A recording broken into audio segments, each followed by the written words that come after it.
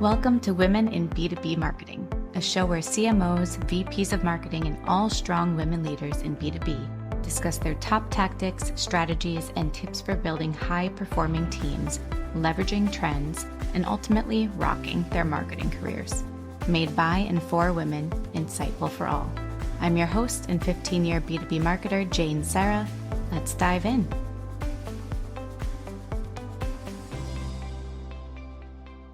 All right. Thank you, everybody, for joining us today on Women in B2B Marketing. Today, we have with us a very special guest, the one, the only Shama Hyder, who is CEO of Zen Media, 2 times best-selling author of The Zen of Social Media Marketing and Momentum. I'm sure there's probably more in the mix and more coming. Keynote speaker, 4 times LinkedIn top voice in marketing, and a million other accolades, 30 under 30, 25 under 25, across the board, all of the mecca of the list out there. So Shama, thank you for joining us today. We're so pumped to have you. Thank you, Jane. I'm excited to be here. I didn't realize there were enough women in B2B to have a podcast, so this is awesome. Yeah, yay. I know, right? It's a small but mighty group, and I feel like it's growing and growing. And exactly like you said, I think there's also just not enough women in B2B marketing that get out there and speak and represent us well. So hopefully this gives a little platform to do so more. I love Yeah. it. Thank you. And I always ask our guests to start off with just how you got into B2B marketing in the first place. So I think I would be remiss if I didn't start at the beginning and explain like how I got into marketing, and then Yeah. B2B sort of became a bigger chunk of it in as it does. I don't think anybody Hmm. does that. I don't think anybody graduates and goes, I'm gonna go into B2B, right? It's not one of Yeah. those. You don't even know what it is back then. You really don't. So yeah, I got my start in social media. I did my thesis on Twitter when it had 2,000 users. So super Nice. early days, was very passionate about marketing and all facets, but especially digital, right? It's just a fascinating time and space to play in. And I started Zen Media, which is my agency right out of school. We were one of the first social media agencies in the world, arguably. And then we Yeah. evolved from that to really be full scale, a lot of marketing and PR. So we focus a lot on content, social, earned, organic, the kind of juicy, good stuff that I'm such a fan of and a proponent for. And then a funny thing happened. So never woke up one day and thought, oh, we should go after B2B. I think it just ended up. So we do work with B2C clients, but B2B became a big like bread and butter. And I think it's because, and I always say this, and I frankly find B2C to be easier Mm, yeah. because, right, like, and I'm not saying this is true for every brand, but generally speaking, I think B2C is easier, right? Like if you're marketing or doing PR for JLo's latest perfume, it's a Yeah. little different, just a little than, like some of our clients where we might have an enterprise cybersecurity platform and you're selling to like 50 CISOs at the Fortune Hmm. 500, whatever it is. And so I Yeah. think it takes a certain skill set and a certain level of sophistication as a marketer. So to be honest, I like B2B. I think it's more challenging. I think it's more fun. I think it's a distinct advantage for us at Zen just because there's not enough firms that play in the space and do a really good job at it. So True. that's the long and short of it. Love that. It is funny at how people get kind of drawn to B2B for the challenge of it. But you're right, especially on the agency side, it's really hard to do the latter of what you said, a really good job at it, right? So kudos to Zen for figuring it out. And one thing's so funny, you said your thesis was on Twitter. We'll dive into this in a couple ways. Yeah. My thesis in college was on Facebook. So No funny. way. Yeah, like back when it was first coming out and the impacts that it had on people. Small world.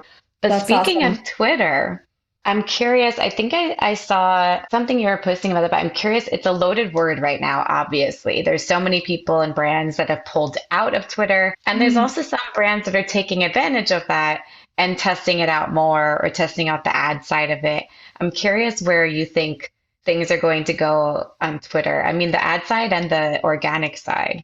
Yeah, I mean, look, I think Twitter is a juggernaut, right? I don't think it falls overnight or anything like that. I mean, I think Yeah. there's been a death by a thousand cuts type of thing going on, but not to say that any of it is irreversible, right? So here's the Yeah. thing that I always tell people, Jane, and I think it's so important is not to get caught up in which platform, because people say, oh, threads, it's what's Yeah. next, is this where I should be? So I just tell people, look, it doesn't matter because there'll always be something new, some shiny new platform, something different. And LinkedIn, which is like a huge platform for us, and we use it a ton with our B2B clients too. It's like that's also changing. The algorithm changes, like change is the one constant in our world. I think what's really important to remember is that people are now the media. Yeah. The question that you should really be asking yourself is how do you leverage that? Like, how do you ride the wave? So I don't care if something doesn't last forever. I think it's fair to go in and saying,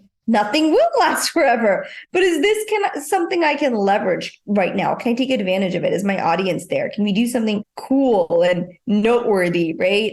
And go Yeah. there. And so that's my general approach. So I never get too caught up in like which platform. Yeah. That, and you mentioned something really good there too, is my audience there? Hmm. Because you should always just follow your audience, right? Depending on what platform they're on and the size marketing team you have or agency to be able to be on all of these platforms. Because you probably A, don't have to be if your audience isn't there, or B, pick and choose. Do you feel like it matters? I know some marketers say pick one or two platforms and stick with it and do them really, really well instead of spreading yourself thin across multiple. Do you subscribe to that kind of mentality or have a different perspective? So a couple of things, right? Again, I tend to be platform agnostic. Like I don't care what the platform is as long as like, can you ride this wave? Can you take advantage of it? So look, if you're limited in resources, by all means, pick one or two platforms that you're going to do a great job with and dig in. It's always funny to me how like people are so obsessed with threads right now, and that's sort of the Yeah, hot thing. But I'm like, but you haven't looked at YouTube, and YouTube is one of the biggest platforms. Right, search so engines true. and like so I think we do have a bit of like let me chase whatever's novel and under the sun, Yeah, and I think at the same time understanding that your audience is also changing. Like I think in B2B that's often so missed too is people get so hyper targeted into what they think their audience is. Like this is our persona, these are the only people I want to get in front of, everyone else doesn't matter. But the world we live in today, it doesn't work that way because the conversations are happening about your brand, right? So technically, you don't have to be on threads for someone to talk about your brand or share something or, and again, this is sort of the power of dark social, and we can talk about that too. So yeah, I do think that's sort of fascinating is not being too niche with this is my audience and this is the only, because your audience it's also a moving target. Like LinkedIn did this study and I always find this fascinating. And they have so much data, pretty much, right? A professional that has a profile on LinkedIn, they have data on. And what they found was so fascinating that every 3 to 4 years, 40% of their membership changes industry, seniority, wow, jobs. Like it's massive. So if you yeah, think about if you have a longer sales cycle, right? Let's say you have a longer hmm, sales cycle and you're trying to woo this person, that person may not even be there at that job, that company, that industry. And so we think there's real value in building a brand that yeah. is bigger than just like, I need to be in front of this audience. And so I think that's a challenge for B2B, but I don't think it's the only challenge. Yeah, so many. What do you think? So, building a brand for B2B, how Hmm. would you get started? Because I'm sure a lot of your clients that come to you are already established and they might be switching or wanting to just rebrand and change the audience they're in front of or just become a bigger brand than they currently are known as. But for that side, where do you get started? And then we can dive into those that are just starting out. Yeah, so we work with both what I will call like champion brands and challengers, right? So like the Yep. Davids and the Goliaths of the world. And so I think there's that. It's hard to have the conversation about brand and where you should start without first, I think, looking at why that matters. Right. So Hmm. not because Shama said so, not because I heard it on this podcast, but your own customers. And I think this goes back to like what does B2B get wrong so often? And I think the biggest Yeah. disconnect is how people buy and how they're talking about you. And so one of my biggest frustrations often is that B2B takes a lot of pride traditionally in being sales led. And you can see that because the sales budgets are so much bigger than marketing budgets at B2B companies. And Yeah. in even more shadow situations, the marketing department is like an on demand collateral center at best, Yeah. right? For Yeah. sales. Like, get me a website. Can we get a logo? Hey, can we get this landing page? Like, sales really leads marketing. And it's not really, again, it's not even fair to call it marketing because that's not what it is, right? There's kind of, Sales enablement. yeah, Yeah. sales enablement and just doing some very digital stuff, maybe like a graphic designer with a glorified title. It's so much of marketing. And the truth is, this wasn't a bad way to do it when your customers had to start with your company for the information that they needed. So Hmm. let's say you're selling a large scale printer. I'm just making this up. You're in Yeah. manufacturing. They can't get that information unless they talk to sales. Hey, we're looking at this. So your first point of contact is sales. Hmm. But that is completely flipped now because I mean, there's so much data on this and so much research. But I think it was Gartner that said over 90% of the buying process is already done before they ever approach sales. And so Yeah. how can you be a sales, like sales first organization? And when I say first, I literally mean that in not in terms of value, but chronologically speaking, right? Because Yeah. that's not the first entry point for your buyers. It's not sales. It's so Yeah. they are influenced through all these things. They're doing their own research. They're looking at printers. They're like, they don't need to talk to anybody. And in fact, what I think is fascinating is now, even with search, like we get leads, our clients are getting leads from Chat GPT, like AI. It's like it's not, they didn't even, Yeah. there was no query, but they're doing so much research. And so that I think is the ultimate argument for what you were asking, Jane, which is that's why you need a brand because Hmm. you have to influence. And this is hard for, I think, not just for B2B, but marketers, but especially B2B, because I almost feel like the last 10, 15 years have been the anomaly. And I call it almost like the data delusion. Because if it's not Yeah. attributable, if it's not clickable, if it's not connectable, if I can't connect these two things together, how Yeah. do I know it's working? And it's a bit maddening because it's like all you have to do is talk to your customers, step outside your B2B hat, and look at how you engage with the world, right? So Yeah. I feel like a very micro example of this. So sometimes B2B clients, especially, will say, we don't get engagement on our posts. This is so common. Like, we Yeah. posted about this, our new SaaS product, our launch, our go to market strategy, and like, we didn't get any comments on it. And then when I simply ask them, like, how much do you comment on yourself? Like, Yeah. as a leader and they're like, oh, I never comment. Hmm. What do you do instead? Oh, we share it in Slack. We talk Yeah. about it in Zoom. We'll email it. Like, so that is like the essence of dark social. It's not a new term, Yeah. right? It's very different. But like the idea that people consume publicly but share privately is sort of this thesis of everything of how it works. Yeah. It's like, of course, people. What are they going to comment? Like Yeah. nobody engages with the world like that. And I think Yeah. B2C gets that. Like if you see this Barbie craze right now, right? Yeah. With Mattel, like they have spent umpteenth number of dollars. And Billions. and Yeah. people have been like, this is a great strategy. And I was like, try pitching this to a B2B company. Yeah. You're like, I mean, of course it's effective. People aren't idiots. They're not doing Yeah. this for kicks and just because they love bar. Like that's not what's happening here. Yeah. But again, like I think with B2B, it's this like, even if you pulled off this amazing thing, it would be like, yes, but how many leads did we get from this? Right. It's Yeah. so It so is. anyway, so it's a long answer to your question.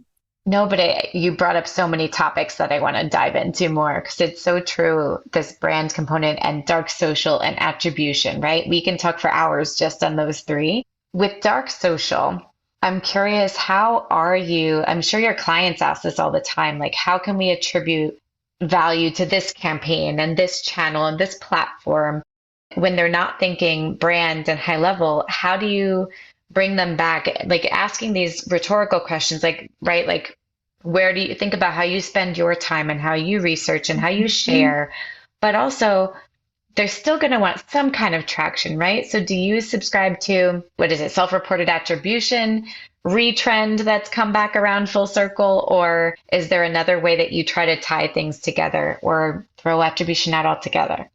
Yeah, I mean, it's first of all, I always tell people like choose the meaningful over the merely measurable, right? Like Mm-hmm. it's just not a smart way to do things. And luckily, the clients we have, I think, get this. Like they're not, Good. you know what I mean? They Yeah. understand, they see it. And then, yes, call it self-reported, whatever. I think people come up with fancy terms in our world We do. for things, but it's like, yeah, ask your customers. That's not new. Like Yeah. No. quantitative, right? So, gosh, I've been keynoting for 16 years now. And remember when I first started, I would tell people, like, there are two ways to measure. There was the quantitative and then there was the qualitative. Like, Exactly. and so I think that's really what people are talking about. And you look at both, like the quantitative is great. It'll tell you, you can look at things, but this kind of obsession with one has to go to it doesn't work that way, especially in B2B, because just look at the factors. You're rarely selling to one person. You're Yeah. selling to committees, to I think the last thing that I read was Forrester had said that it's 27 touch points before someone goes from a prospect Wow. to a buyer. 27. So these also don't happen in a funnel, right? So I think one, Yeah. that's like, I think the funnel is broken. I think the funnel is such a outdated concept because it puts brand and kind of advertising at odds too. So there's like the brand side, right? Which is our Yes. creative, blah, blah, but they don't really care about results. And then you have the performance side, which is, for your brand, but like, hey, you got the clicks. And so Yeah. it's almost unfair because people aren't buying at either end, they're buying in the middle. And this isn't me saying this. So Google spent millions of dollars on this research. You guys can look it up. It's called the messy middle. And that's what they found too, that people aren't buying in a funnel. They're buying in this sort of messy middle, which Mm. consists of two loops of exploration and evaluation. And so they're looking at lots of options. How do we solve this problem internally, outside, lots of options. Then you have the loop of evaluation. Okay, we've got three options. Maybe we choose from these three options. That's generally where sales gets a call, right? They're already evaluating, Yeah. done like the exploring thing kind of overlaps because someone on the team may go, hey, did you guys check this out? Or have you seen this? And then Yeah. so that process happens at the same time. And then after evaluation, obviously there's a purchase made. But what was fascinating was the miasma around this whole messy middle is exposure. So the more Mm. someone sees your brand, the more likely they are to do business with you. Right. And so my Mm-hmm. team knows, I always say, like repetition drives revenue. And that's a lot of what Yeah. we create, repetition. The other thing that I think is so misunderstood is sometimes people will say like B2C and B2B are the same. If you're selling to human beings, Humans. Yeah. yeah, like it's human to human selling. And I'm like, yes, obviously, I don't think anyone's saying you're selling to chimpanzees. Like, I think it is a human being. And the key kind of driver between these purchases could not be more different. Because as a Yeah. consumer, you're trying to avoid regret, right? Like, I don't want to buy these pair of shoes because, man, I'm going to like, right? I never do this, obviously, but I have heard of people buying shoes and then not being happy with them the next day because they don't fit or whatever. And you're like, oh, maybe just squeeze into them a little bit or whatever, right? And Yeah. you're just trying to avoid that sense of regret. In B2B, it's a cover your ass. Like Yeah. trying to prevent blame. People often, I think the instinctual thing is like, well, that's not true. But it's like, yeah, think about it though. Like you want to make sure that you are, and that's not to say you only care about that, but it's the driver to make sure that you are not making a bad decision, Yeah. right? So if you go Mm-hmm. to your boss and say, hey, like the old adage, which I thought was great, was people used to say nobody ever got fired for buying from IBM, Yeah. right? Which represented Big Blue and safety and trust. And so I always think that's kind of a fascinating example because there was a reason for that. Like, Yeah. even if the project went off kilter, you'd be like, well, I got the best boss. Like, you can't blame me. Like I brought in the whoever's supposed to be the best. And that's Yeah. why we continue to see certain brands like over and over, right? Like that get that work because regardless of what their reality is, because they're Yeah. seeing trusted. What builds trust? Brand. So B2B Yeah. actually should care more about having their brand and building trust than B2C because it's not Yeah. for them. So true. And it's a bigger impact and a bigger investment typically than a Yeah. consumer purchase. So that brand matters so much. You're right to shift any kind of blame or to almost drive security in your decision, right? For performance. Like, why do you have committees, right? So, like, again, if you buy those shoes, you might beat yourself up for an afternoon, but whatever, like, you get over it, right? Like, it's just Yeah. you. But when you're buying, like, let's say $1 million, like solution, that's a whole different ball game. And you've got Yeah. colleagues and stakeholders in the project, people that are depending on you to, so very, very different. Yeah. Do you see, because it's so hard to measure, and I love what you said about choose the meaningful over the measurable, amazing bumper sticker. Like so many people right now are talking about how ads are not working. And I think Chris Walker just did a whole analysis of Meta's report that was released showing, proving that Meta ads don't work, right? And that's what I see all over my LinkedIn feed lately. But to me, whenever that becomes a topic of conversation, right? Ads aren't working. When the ads are turned off, you see a decline in organic traffic, in direct traffic. To me, there's such a correlation that it's tied together because it's part of the brand. It's one of those 27 touches. Is that one really negative, bad way to measure it is by turning something off and then you see, oh, actually, that did have an impact? Or is there a better way to do it? Yeah, I mean, look, I'm a fan of testing, but if you go back to kind of that basic premise of repetition drives revenue, right? And same thing, I see ads all the time. Jane, you see ads all the time. Everybody listening to this sees ads all the time.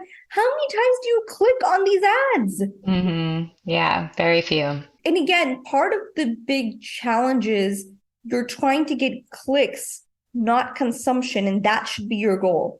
Like, I don't care when we run ads, when we do stuff at Zen Media, I tell the team, I'm like, I don't care about clicks. Yeah, We're not getting clicks, guys. Like, to get a click, someone has to be in the right frame of mind, has to need all these things, blah, blah, blah.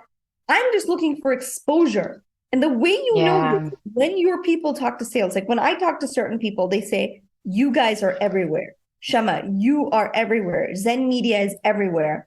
yeah, That is what you want. That is how you know it's working. yeah, Like that to me is so much more powerful than any of these other, like, yeah, you can sit there and measure whatever and look, or you just yeah, talk to people and you will hear. I think so. To me, that's really so incredibly powerful, right? The idea that it's not one channel, it's not one platform, it's not like does this working? Is this and can things be made better? Yeah, like that's the other thing. I don't think you throw the baby out with the bathwater. We have a lot of success with ads. yeah, How do we use those ads? Like, I'll give you one kind of strategy tactic really that's been awesome is when we do PR, which is sort of our bread and butter for B2B, when we do PR yeah. campaigns and stuff, let's say we land a great piece. We use that and amplify that with advertising, hmm right? So it's not we say, look how great we are. It's look what Forbes says, Fortune says, Inc. says, like, here's why we're so trusted, right? So it's kind of using that third party credibility and trust and then amplifying it. So same thing. Are trade shows bad? No, trade shows are great. Are events bad? No, but most of the time the way these things are executed are CRAP. The Yeah. execution is not great and the execution needs work. So true. And I love what you're saying with consumption over clicks, because we hear a lot lately, especially in LinkedIn world, organic is zero click content, right? Where you're just consuming. And I know we really do brand everything in B2B marketing. Funny because someone showed me that zero click stuff and then they were like, this is what you wrote about in your book. Like I wrote Zen of social media marketing literally I would Yeah. 14 years ago now, right? The first edition. And it says in there, consumption plus time equals conversion. Like Yeah. aim for the consumption. And so, yes, we can call it whatever we want. And if it gets people to pay attention, I guess it's cool. But yeah, look, I've been preaching all of this for a very long time. So I'm glad to see other people sharing this and whether it's a new Yeah. buzzword or whatever, great, right? Like rising tide raises all boats. I love it. And so I Yeah. love to see things that again have been around for a long time come back to the forefront. And now things also need to hit a tipping point, right? Like when I started Zen Media, it was people would say, what is Twitter? Like, Yeah. Yeah. like Facebook, due to what Jane, you did your thesis on, or you did your work on in college, they'd say like, oh, that's something for my college student. Like that's never going to make it Yeah. world. And you're like, okay. And so I think things do need to hit tipping points. So it's just funny. Like a lot of the things that I feel like I've talked about, it's just early, you just don't know. Yeah. I'll give you an example. Like when the metaverse came out or whatever, and I was like, yeah, I don't know about this. And I was on BBC Yeah. and I did this interview and I was like, I don't think people are ready. I think we're focusing on the wrong things. I think augmented reality will be a big deal one day, right? And that's kind of where Apple is going too, which is like we Yeah. get away from screens and it becomes even more just kind of this world, the digital, physical, all in meshes together, but not these, like, it's not going to be the metaverse or whatever. Yeah. Yeah. Yeah, so I think it's fun. I mean, I enjoy it. Look, I've been in the industry for a long time. It's fun to see and do. But yes, consumption should be the goal. Now, is consumption harder to measure? Well, yeah. No, from like an impressions and from like you can measure consumption. Can you connect it right back to that exact lead? Because nobody buys like that anymore. Hmm. Like, let's say we're doing this podcast together as we are right now, Jane, and someone goes, I want to learn more about like, what is she talking about this thing? And then they go to zenmedia.com or they go to our Yeah. website. What am I going to see? It's going to say direct click. I'm never going to know that they heard me on this podcast with you, or maybe they Exactly. followed on thread. You don't see that. You don't get that. Now, if they decide to fill out our contact form, yes, we see that. We see that data and they may say, heard you on Jane's podcast, right? Sometimes Yeah. it's very specific, which is awesome. They'll be like, I heard you and you talked about this and then we did, which is great. And that's how I know they're marketers because they really care and they're giving me all the Exactly. They answer a it's just paragraph someone response that's on how they heard of you. exactly. Then I'm like, yes, these are my people. But otherwise, right? It's just funny because people will just say like podcast. Okay, well, which Yeah. Yeah, so exactly. But you can't have a drop down because then they'll just select whatever. Yeah. exactly. Yeah, they've done research on that. They've done studies, and people will just select the first because it doesn't matter to them, right? And that's like No. I said, like as a Yeah. marketer, you might be like, let me help this person out or whatever. But like Yeah. generally, they don't care. And to be honest, neither should you. Yeah. I mean, So true. think we understand how it works, but like I said, I think the last few years we've gotten so data delusional that we think everything is measurable and everything is and it's just not. This is not reality. Can you make up all these things? Sure, if it makes you feel Yeah. better, right? Yeah. Now there are ways where you can get like really good solid data and you should look at that. Like we have a partnership with BYU and their PhD data analytics teams and they're amazing. Like for example, with one client, we were able to see like they did this statistical inference stuff and things, and they found out that after every social post, their website traffic sees a uptick 7 days after the post. Ooh. You would think it's immediate, but there's something about the Yeah. algorithm or views or whatever that it's 7 days, right? Interesting. There are ways, like with our clients, where we sort of dig in and see what's working and make tweaks. But even without the sort of granular, I think we can all agree that the big picture has not changed. But I Yeah. think that's another reason why I like B2B too, is because I feel like I'm always attracted to sort of the Wild West plays. And this feels Yeah. Wild West right now with how marketing is shifting in sales. And like, if you're not doing it this way, you're feeling the pain. You're feeling the pain when your sales cycles are longer, when your salespeople are like, we can't close this. Hmm. So Especially right now, right? This year. So, what do you do when you are launching a campaign or your team is launching a campaign for a client and you need to show that this campaign, which could be using many different outlets, right, is working? Is it simply at the end of the day looking at a revenue lift or an opportunity lift, or are there other metrics at play or any kind? yeah, so I think it goes back to what the client wants, right? So we have clients where they want leads, and that's great. And so you can Yeah. imagine those. And again, you can look at how quickly people move to your sales pipeline.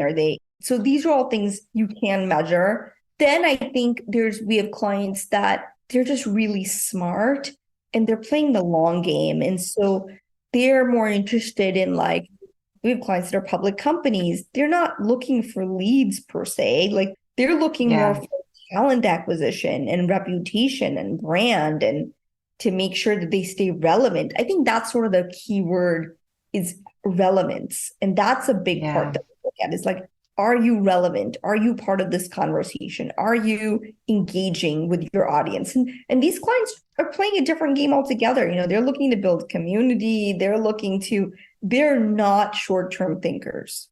Yeah. Yeah. Relevance. That makes sense. And you talked about PR. So I think that so many people in B2B marketing associate PR with trying to get an acquisition or be acquired, right? So you're just kind of doing the press release here and there so that when acquisition partners and VCs are researching, they see these footprints. But there's so much more to PR. Is there one glaring mistake that comes to mind that B2B marketers are making when it comes to PR? Yeah, so it's funny because I would say we're pretty split. Like I'd say maybe half our clients are on that sort of acquisition one day exit path, and then the other half have no interest at all or are the acquiring parties, right? So they're not looking at it from that lens. Yes, I mean, God, the press release, the traditional press release. We could have a whole podcast on that. Look, I think earned Yeah, media is very underrated. It is the most underrated thing. And a lot of it is because marketers just don't understand it. And I don't blame them because most marketers come from more the analytics data side of things or creative, but they yeah, PR, remember historically, the media has been separate. The media does this thing over here, and then marketing is over here. But these days, when people are the media, it's one and the same. It's very hard to separate that out. And so I think the yeah, best way to think about earned media is building that credibility, having those third parties vouch for you in an era where, yes, advertising trust is corroding. Like, yeah, that's not news to anybody. So, but you have to look at earned media as a lot more than a press release. I mean, some of our clients, the best success we've had is through podcasts and getting in front of their right audience, right? Like, yeah, and point. And so that yeah, it's such a missed opportunity not to engage in that way. And the other kind of fallacy, I think sometimes we have clients that are like, well, we can't talk about our customers for whatever reason, right? And maybe they're working with government, happens more. And I'm like, that's fine. That doesn't yeah, mean you get to have a say in the industry or like they're under this delusion that if you don't have a case study, and I'm like, there's a lot more to it than that. yeah, And then the biggest thing that I think is sort of fascinating, which we at Zen really take a lot of pride in, which I don't see, it's not common, is that at the end of the day, earned media should help you move sales forward.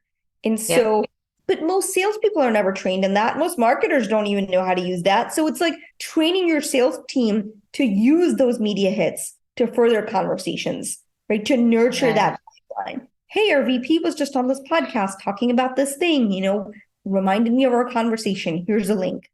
Read like how do you exactly. actually use this as you move prospects through. So I think there's just a lot, like PR by itself isn't going to do much. What are you going to do with a placement? But how you Hmm. use that placement, how you amplify it, like I said, running those ads, right, against what else said about you versus you saying, look how cool we are, Yes. 10x, 100x more powerful than just yours. So I think this amplification, this being really strategic with sales, that's where you really get to see the power of earned media. So interesting. I never thought about podcasting and being like guest placements on podcasts being PR. But as soon as you said that, it clicked because it's so accurate. It's just modern PR. And it helps your brand. It's again the flywheel effect of you get on one podcast and you get on another, and it just perpetuates the brand and validates, right? And gives you more credibility, especially as you get on bigger and bigger shows. So that's Yeah. 100% PR. And your So audience, fascinating. right? Like if Yeah. you're in B2B and your audience matters, like Yeah. if a company wanted to reach women marketers right now in B2B, Jane, they should be sponsoring this. Like Yeah. it's a no-brainer. Like if I had a client that said, Yeah. I'd be like, yes, go sponsor Jane's podcast. Like go do something. these are great platforms. And I do think this is the future, by the way. We're not that far from this. Yeah. And that's what made me like, I'm excited. Some days I'm like, F it. We should just do work with B2C because Yeah. We need a I mean, break. and we have. I mean, that's the thing. We have B2C Yeah. clients and we've won a lot of Yeah. awards and done cool, creative things and fun. But then I think like, man, but B2B is just on that precipice of like breakthrough Yeah. point. Because at some point people change, right? It's really two things. Everything that we ever want is either fear-based or desire-based. And I think Hmm. the desire has been what everyone's been pushing. It's like, look at this, look at everything that you could do. But now I think it's the fear of what happens if we don't do it. Because look at Hmm. how our close ratios are dropping and competitors are taking market share. And like, so I think at the end of the day, that's really what's going to get people to take a hard look and say, we've got to Yeah. be doing things differently. Do you find that that's working the fear side? Fear tactics are working more than desire tactics right now in this economy? I think it's what's pushing people. Yeah. Like I think marketers have always focused on desire. Like, guys, we should do brand because it would be so good for our business. But now I think it's a matter of leadership saying, we're not closing. Like, why does sales keep like, what is happening? Why is this not enough? Yeah. It's like, well, as we talked about 6 months ago, Yeah. a year ago, 2 years ago, right? This is what we should be doing. So I Yeah. think that fear is going to be a strong motivator. One thing I want to make sure we talk about, because I think I saw you tweet about this quasi recently, the rise finally of influencers in the B2B side of things. How have you seen that come about, and are you excited about this trend? If you could tell us your thoughts on B2B influencers. Yeah, so I'm super excited about it because for the last we've been doing B2B influencer marketing, I want to say for 6, 7 years now. Before it was Nice. a thing, right? Before, Yeah. I mean, I only know like us and maybe a handful, not even, maybe just like two. There's two firms that I know that they really have that. So I love it because I think again, this goes back to that fear side and this idea that media is not just your traditional journalist. Like if you were trying to Hmm. sell to CFOs, for example, and there is a CFO and they're very active and they have a brand and they have the ear of the community and they're like, why would you not pitch them? Why if they have a podcast? Why would Yeah. you not be on there? Like those are your people. Like you've got to be. So I'm very excited about it. And also because no matter how niche something is, there's a community for it. Like we did this cool campaign, which really stood out for me. And the company sold commercial cameras for construction sites, and so we Ah, were able to do an influencer campaign around that. And it was so successful. And if you think like, oh, that's so niche, like these aren't yeah. regular video cameras, right? Like we're targeting construction managers, like construction sites to use these tools. And so, yeah, there's just so many examples of that. So I'm very excited. On the flip side, I've been am an influencer for companies. I've done stuff with Microsoft and Grammarly and Hmm. SEMrush. And like, so it's kind of cool to like, I think be on both sides because I see the mistakes brands make and then I see the Amazing. opportunities. And so then when we run campaigns, we're able to sort of bring all of that to bear on, but that's why I strongly believe that PR, marketing, this is all getting one umbrella. Influencers, it's the same thing. It's getting Yeah. repetition to drive revenue and increasing exposure and trust for your brand. Like these are all sort of, you could see intangibles, but at the end of the day, they're made very tangible by your market share. Yep, I love this. So it's all kind of coming back to PR, and I have so many Shema quotes from this call, but people are the new media. I love that. There's so many shirts we could print from this conversation. But I want to for sure also come back to your personal journey in this profession, right? And I like to share with the audience, we have a ton of tactics and things to think about on the career side and execution side, but personally, as you've come up in this career, you're obviously amazingly successful. Kudos, you're an inspiration to all women in marketing, B2B and B2C. So thank you. Can you walk us through one of the biggest hurdles you've overcome in through your rise in your career? Yeah, thank you, Jane. That's very sweet of you. Yeah, I would say so. I love the challenge, right? And I tell people, like, if you don't like solving problems every day, don't be an entrepreneur. Because I think Yeah. it's so glamorized these days, especially like, oh, I'm gonna I'm like, and I asked them, do you like problems? And they're like, what do you mean? I'm like, you like solving problems like every day. Do you want a new challenge? And they're like, no, Yeah. I don't know about that. It's like, oh, probably not for you. So yeah, Yeah. I will say, I think the things that frustrate me are also the things that propel me. And Mm, so this lack of understanding in the marketplace is challenging, but also propels me because I'm like, I like being that voice for marketers. I like being that source of kind of someone's articles they can share with their boss and be like, look at this. yeah. So I think within that, there's the opportunity. And then, of course, running an agency, I'm constantly looking at, how can I be a better leader? And I think there's no easy answers to that. I think that's, again, Yeah. one of those things that's a real challenge, but also how do you continue to get better at it and Hmm. have more empathy and still make the hard decisions and know that not everybody will understand or appreciate or even be on board with all your decisions and they may Yeah. do it differently, but so I think all those things. So yeah, so like I don't know if there's one specific, wow, this big hurdle in time, but I think it's a daily endeavor to Yeah. for to make progress and do better and to sort of be a voice in this community that says perhaps what others are thinking, but may not be able to say it or may not be able to say it so loudly. Yeah. Yeah. Having that strength to be able to be that voice. And you're right, it is daily hurdles, right? So it's hard to pinpoint one because there's just something comes up every day. Yeah. And I'm sure as an entrepreneur, 10x. Yes. And I think one of the things that helps is that it sounds a little odd, but I never minded being the villain. Like I don't mind being the Yeah. bad guy if that's what it takes to Hmm. get the message across, then so be it. Yeah. I love that because it also, the villain doesn't have to be like the bad guy. It's just telling the truth, right? Like telling it like it is to make a change.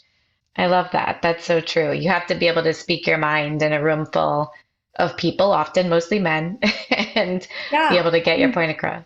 I think the nice thing is that I don't care so much what people think, good, bad, or right. Like it Mm, doesn't, if it's great, wonderful. If it's bad, fine. Like no, like I just keep moving forward with what sort of my true north is, and I don't get bogged down by that. And I think when I was younger in my career, that was harder yeah. because it's easy to get caught up in the applause.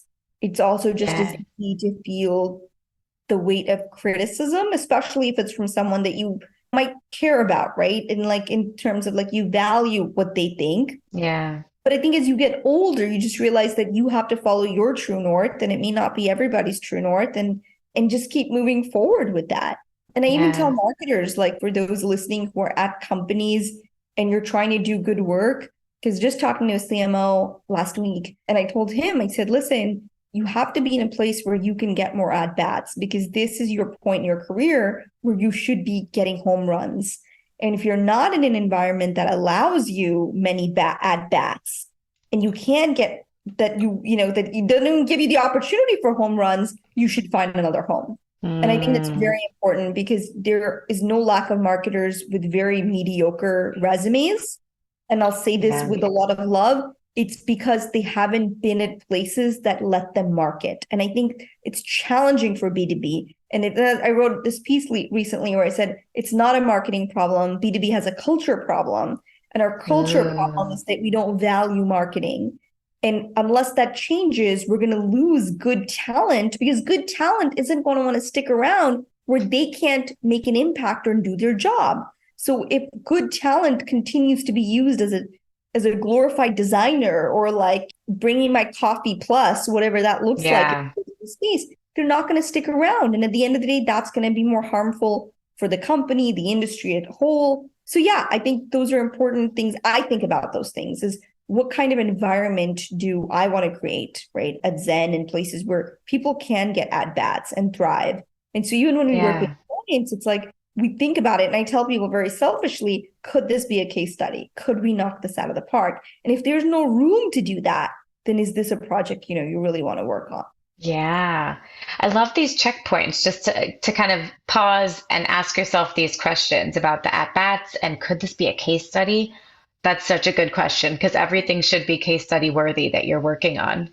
Yeah, absolutely. And doesn't mean you won't fail. Doesn't mean you don't have, but again, at bats. And that's challenging at B2B where you don't get to do a lot of these campaigns and try a lot of these things because not because there's not budgets or money. Let's face it, the money's there, right? It may not be Yeah. allocated in the right way, but these things are there. So it's like, do you get the opportunity to do those events, to build that community, to invest Yeah. in that way? Amazing. Well, I think you touched on this, but one last question to round us out is if you were talking to Shema just starting out, creating Zen Media, or writing your thesis, even going back a little further, right? What would you tell her about the future to help her succeed? I would tell her that one day she would be married to a very handsome man. Woo! Would say look for 6'2" and green eyes and have two lovely children. No, I would say these things to myself only to say don't worry about that because I think when you're younger, right, as a woman, Yeah. especially, it's like you think about those things. And so yes, I would say that I would definitely say that to myself. I'd be like, you'll be great, don't you worry. I would say think bigger because it's funny, like again, so many of the things that I see today are things that I was talking about, but in smaller venues and smaller platforms and feeling, Yeah. could I take up this much space? And I think that men naturally don't have that problem. They don't Hmm. ask themselves that. They never question it. They just take that space. And I think if I was younger, I would say take that space and take it unapologetically. And so, because I mean, look, I came to the US as an immigrant kid. And so everything is a fantasy. Every morning I wake up and I'm like, I can't Yeah. believe this is my life. I can't believe I get to do these things. I can't believe I get to talk to these people. Like it's really cool. And Yeah. I think it's important to think bigger. Like some of the platforms that came out, I was like, I could have created that SaaS platform. Like we could have done that. And the only thing I didn't was like, I just didn't think that big. Yeah. Yeah. So think bigger and take up space. I love that. Yeah. Thank you so much, Emma. Thank you for talking to me today. I appreciate you coming on the show. Big name on a small show means a lot to us. So thank you. Oh, pleasure's all mine, Jane. Thank you so much. This was a fun time for me. Amazing. Come back anytime. And thank you everybody for listening. Appreciate it. If you like the show, I'm sure you love this episode. Review, like, share with a friend. It helps the show grow. So thank you, everybody.